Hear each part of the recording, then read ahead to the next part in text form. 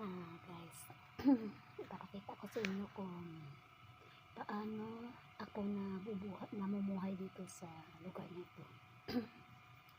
Ito hindi bahay ng amo kong lalaki na employer ko. Bahay ito ng nanay ng amo kong babae. So dito guys, wala akong sariling kwarto at tulugan. So ang ginawa ko, gumawa ko ng providing bed.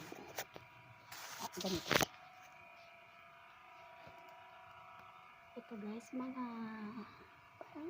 parang mga blocks siya na foam siya, foam. Ewan ko kung saan ito galing, pero basta naisipan kong gawing bed para meron ako tulugan. So panoorin mo ang ginawa ko ganito.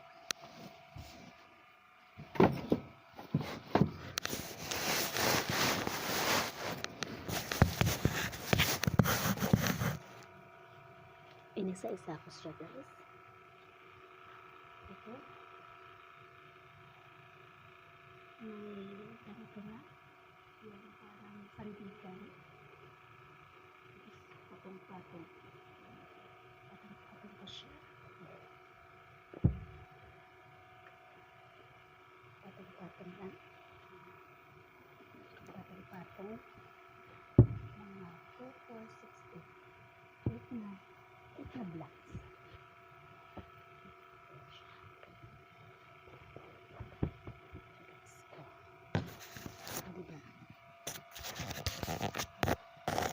Nagmukha na siyang bed.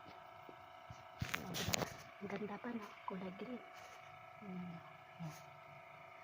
So, lagyan natin ng cover para masarap siya tulugan. Meron akong extra na ibili ito ng amo ko bago ito. Dito ko siya ipatong sa taas.